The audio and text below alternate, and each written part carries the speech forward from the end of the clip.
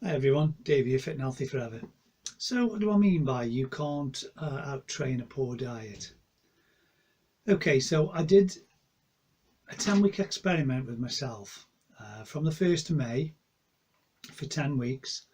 I kept my calories exactly the same every day, every week, but I increased my cardio to 6 days a week, besides 4 days weight training as well, which I normally do.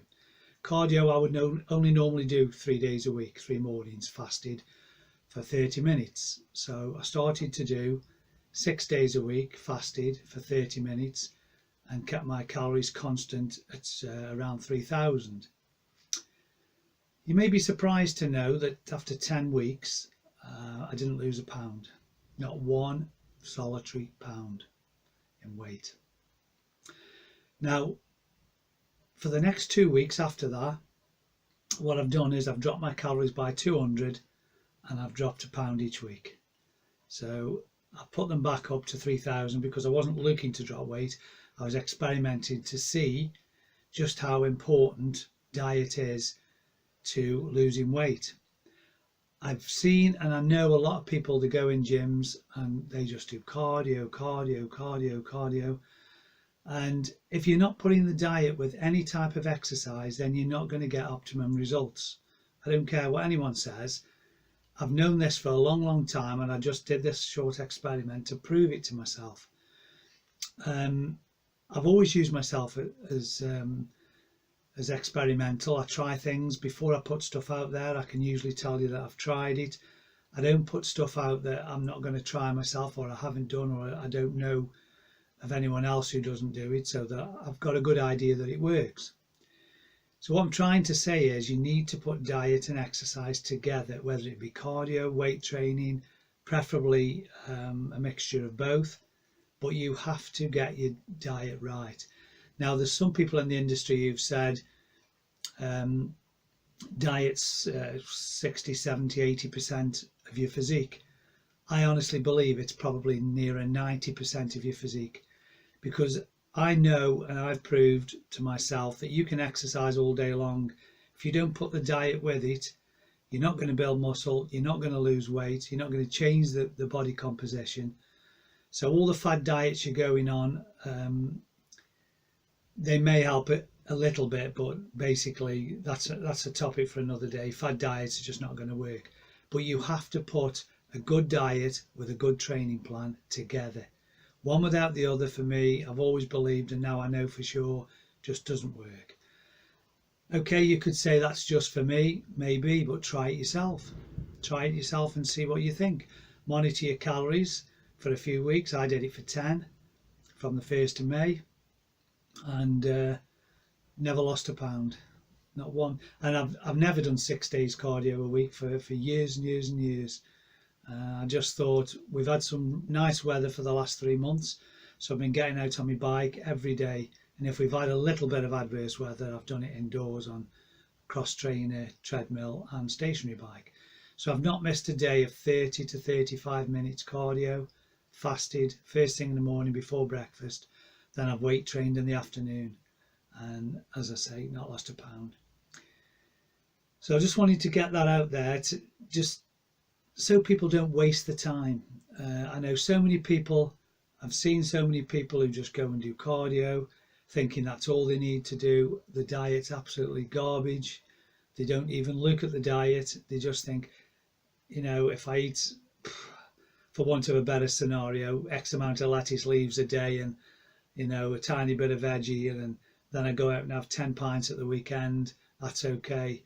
No, any diet or exercise regime should be for health reasons first and foremost, always, to me. If you're not doing it for health reasons, you're doing it for the wrong reasons. Yes, if you want to lose weight, or if you want to gain a bit of muscle tone, change your body shape, body composition, great, it all comes along with the same thing. But you must put diet and exercise together in a well-formulated plan. And if you don't know what you're doing, ask someone who does. And if you ask someone who does, make sure it's someone who's applied it to themselves, knows what they're talking about, preferably with good qualifications behind them. I've even seen personal trainers in gyms I've been to before who really are clueless when it comes to building a bit of muscle tone. I've said before, muscle building and muscle tone are exactly the same thing to me, because you have to stimulate the muscle to grow and you have to feed it, whether you're toning or building. I think toning was a word invented for women years ago, because if you said to women, you need to build muscle, it's like, whoa, I don't want to be big. No, I don't want to build muscle. But if you say to women, I'd like you to tone, or you just want to tone, oh yeah, that sounds better. Yeah, we wouldn't mind toning, building muscle, or don't want to get big. Believe me, if it was that easy to get big, you'd see a lot more people walking around big, me included. It is not that easy. I think if someone who isn't taking, shall we say, performance enhancing drugs, and is just trying to be strict with diet and exercise and rest and recovery, if you could put 5 pounds of muscle on a year, you'd be happy with that, because on a lean frame that would look impressive. So don't get into this, you're going to be a stone bigger next year. You may well be, but it's probably going to be 3/4 that's going to be fat. As I say, I have nothing against performance enhancing drugs, but it's a different kettle of fish to someone who's natural. You're going to build muscle, you're going to recover quicker, you're going to be stronger. So it's not the same thing.